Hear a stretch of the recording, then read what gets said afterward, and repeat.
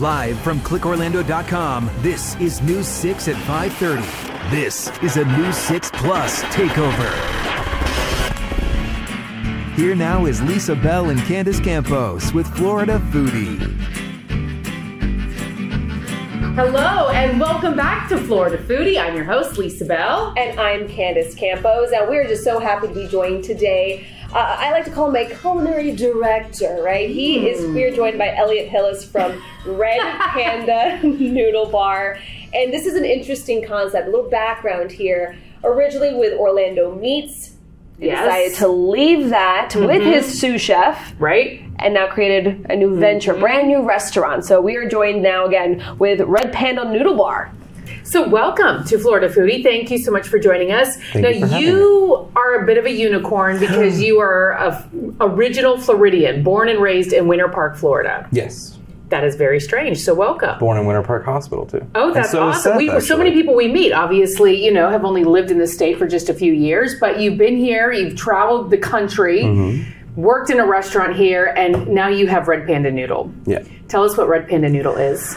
Red Panda Noodle is an expression of like an actual noodle shop as opposed to being a more focused like ramen shop or a pho shop or that kind of thing. We're mainly focused on the concept of noodles as a vehicle for our expression rather than a particular style of noodle. So does everything on your menu have a noodle in it? The desserts don't currently. Okay. And that's not a bad idea. Yeah. Dessert noodles. We've done it, but not right now. Yeah, okay. The dessert noodles are sort of like an acquired taste. But yeah. Everything we do does have noodles, I believe, after a fashion right now. Okay. Yeah. And you, of course, taking your chef with you from Orlando Meats, so that you call it like more of a marriage. When I was asking you before, I'm like, is he your sous chef? Is he your?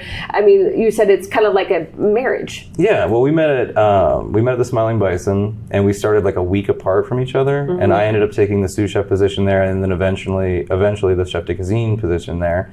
And he moved right along with me there. And then when we left, we actually wanted to open another restaurant, but we ended up with Orlando Meats.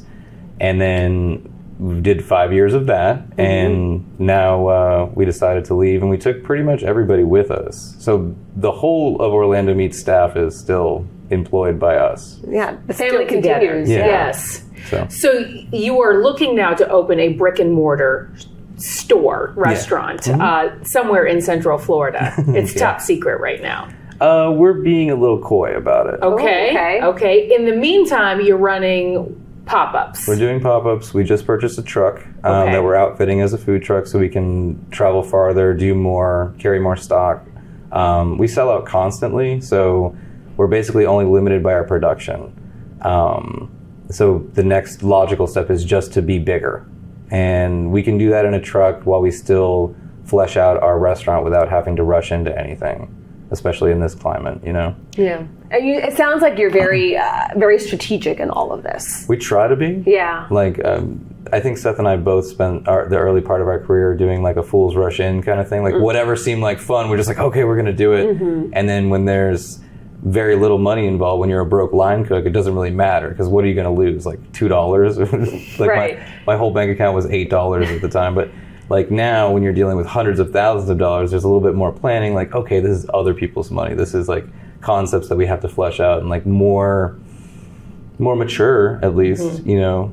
I think we've been together for like 7 years, so 6 or 7 years. So how does that work? Because I think about people who are inspired by people like you and maybe want to have, you know, their own restaurant or a food truck or start doing pop-ups.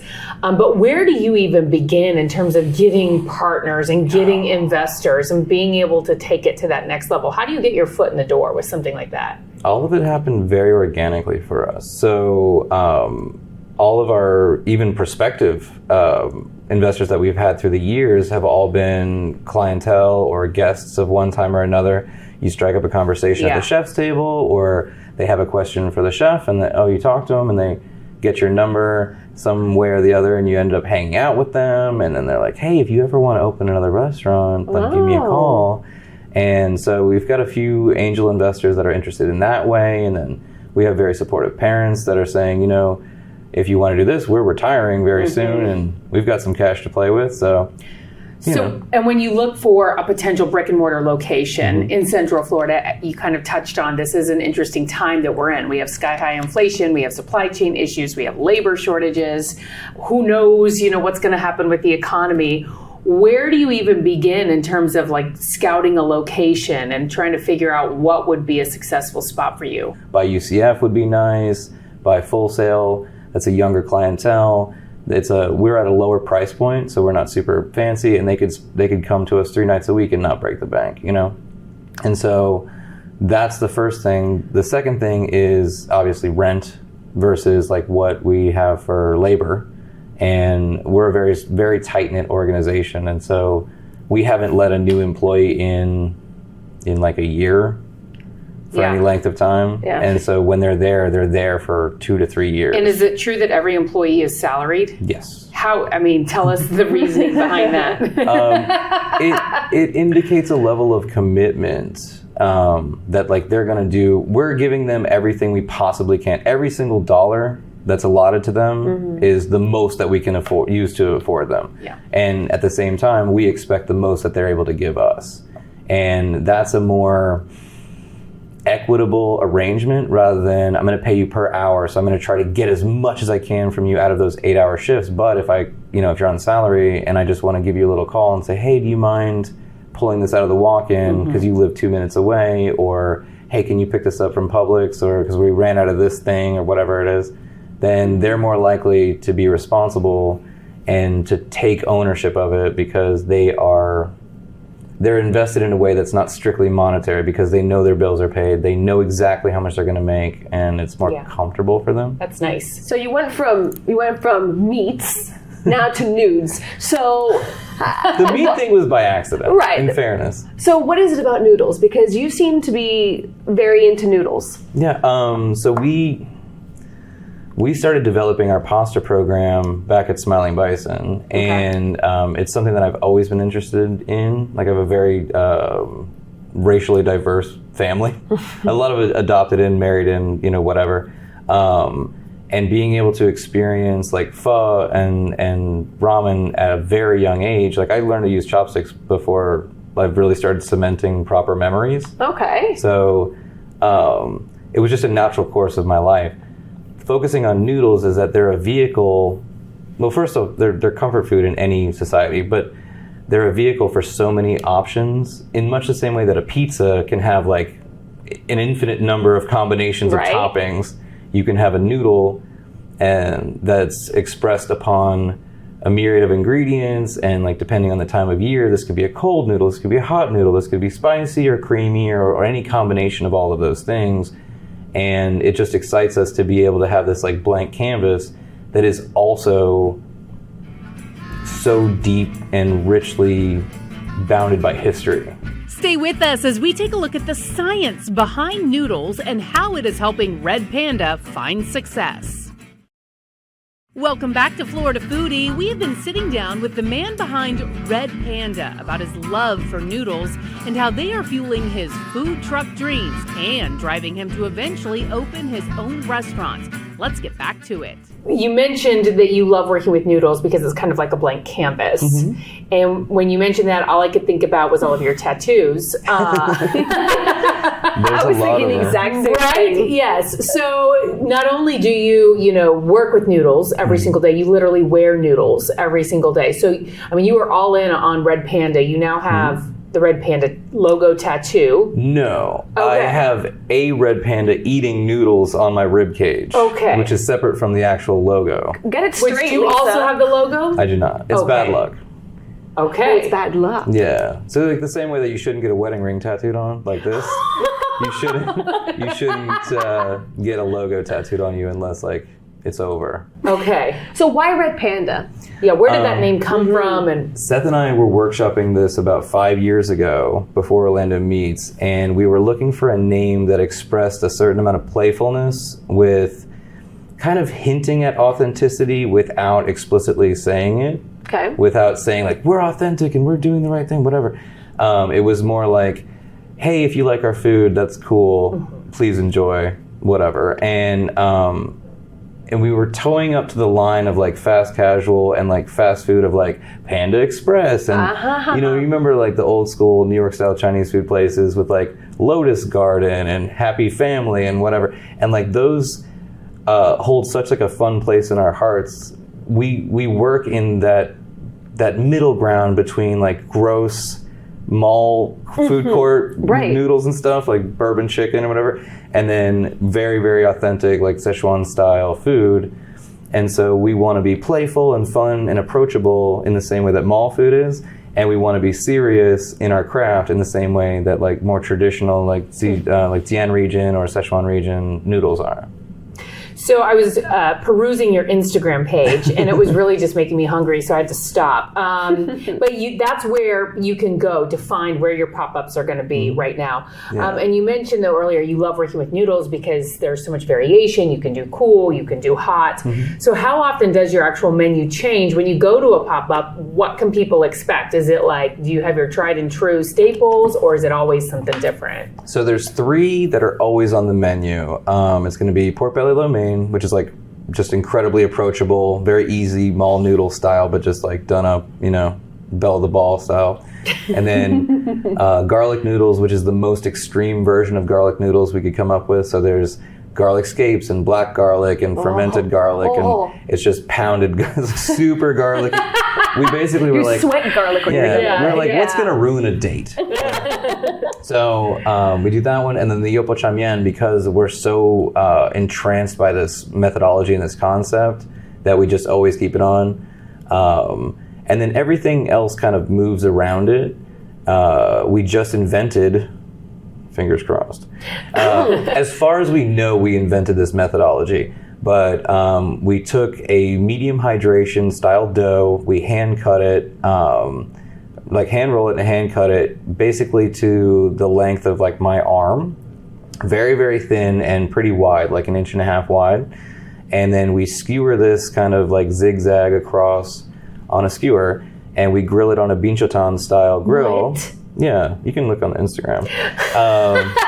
We grill it on a binchotan style grill, and then we have, right now, we're going to change the set and the concept eventually, but what we're working on now is a burnt scallion aioli and rosong, which is fried out pork. So it's like if cotton candy was made of pork. So, and that, to our knowledge, we invented this methodology. We've been looking and trying to, we've been looking and trying to find any verification that it's existed before, but we haven't found it. So we've tentatively named it kalshu, which means grilled books, because the way that the noodles are bunched up, it looks like the binding of a book in Mandarin. I feel like that should be popular at UCF, students we sell out of it, whatever we do. Yeah, I think the last pop-up we did, we sold like 37 orders, which is all we could physically make.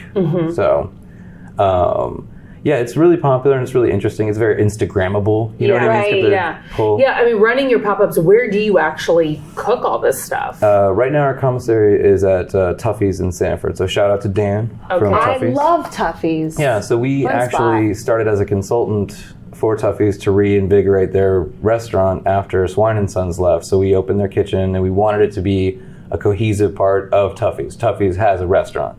So we did that. And Dan was so cool and awesome. We were like, hey, you want to hang out some more? And so we were hanging out some more, and we just were always at the kitchen. We started using it as a commissary, and the relationship is just peas and carrots. We see the same, the same problems, the same solutions. Everything's been fantastic. And so we just kind of hang out in Sanford now. And people have been called you guys innovative food scientists. What do you think about that? I enjoy the moniker. Yeah. It's interesting. Like, I have no formal education, and like Seth did go to culinary school, but I didn't. I started in the dish bit and just did my thing. And so we come at it from different perspectives, and I studied, like literally just bought several $1,000s worth of books and was like, okay, well, I'm just going to read these. I'm going to watch as much as I can. I'm going to learn from everybody. I would change restaurants every 2 years or so to make sure I learned from different people. So I had a wide and diverse view on the things, and we naturally landed in to a more scientific methodology rather than like a feel-based, we're in the moment or whatever. We want to be able to replicate what we consider perfection So the perfect chew on a ramen noodle, we know the math behind that, and we know why. And so we use negative pressure environments, and we use like specific alkalinity, and we use like, it matters, and this is how nerdy it gets, it matters in what order the salt and lye goes in relation to the temperature of water that's going in, and in relation to the humidity that's outside. So your noodles are dependent on the weather? Yes, very much so. That's what makes your noodles so great, I imagine, is, you know, that dedication to being precise and therefore consistent. People know what they're going to get. Did you learn that perfection, that science perfection at Orlando Meats? No, my father's an engineer. Okay.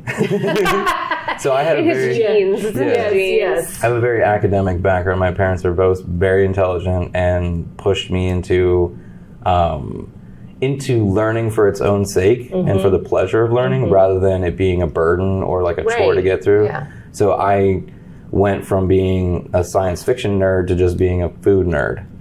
Yeah. Follow your natural curiosity. Yeah. So, and as we were talking earlier, you have traveled all around the country, working, I imagine, in different restaurants in different parts of the country. Yes. Tell us about some of the places you've been across the U.S. Probably the most interesting one is I ran a kitchen in the Grand Canyon on the North Rim. Okay, that's cool. Yeah. It was weird. So it was really, really cool because like I could from my cabin, which was only 40 feet away from my kitchen. It was just a very short commute. It's kind of like a work from home. Yeah. So I had this little cabin, and I had to like check the windows before I left in the morning because I left at like dawn to go to the kitchen. I had to check that there were no deer outside because they will kill you. And in the canyon, there's like this really amazing natural sort of order of things. Like they have this thing called a kaibab squirrel, and it's really smart and it holds grudges, and they'll throw stuff at you. Wow. You're making this up. No, check it out. They're black. It's a squirrel about yay big. It's black body and a perfectly white tail. They're really strange looking. It's great hiking. It was really, really interesting to be there. I think that the food wasn't really to my what I wanted to do. The food and beverage director, maybe as a joke or whatever, got a case of gator ribs, and he's like, "You're from Florida, cook gator ribs." I was like, "I've never done this before. Why would I eat gator ribs? That's gross." Yeah. But I mean, I did it. It turned out all right. Yeah, that was a really fun experience. But that's a new experience. Yeah. Yes. Now you can say that you made it. Yeah, I won't do it again. No, you won't do it again. Not going to toss it in some noodles. No, we are working on a rib tip ramen though. So for the cold season, we're actually going to go into brothy ramens, and we're going to do, instead of using chashu or using pork shoulder, we're going to move into ribs. So we're going to have a combination of ribs and ramen together. It should be interesting. So if people are going to your pop-up or eventually your food truck, what's kind of the price range that we're talking about for each entree? The kalshut, which is the grilled noodles, is $8. So that's like on the lower end. All our desserts are around that same price, and I think the most expensive is $15. Okay. So it's very low. Reasonable. Yeah. People tend to like get a bunch and share. It's like groups of 4 is like the most popular thing, and they'll just kind of... Yeah. And there's always a question, is slurping allowed? Encouraged. Encouraged. So this is... What about taking like the whole bowl and going? Yeah, you should. like The proper way to eat a bowl of noodles is to cradle it in one hand. Cradle it. Chopsticks in the other. Okay. And so you should be able to pull it to your chest and up and bring the noodles to your mouth. Okay.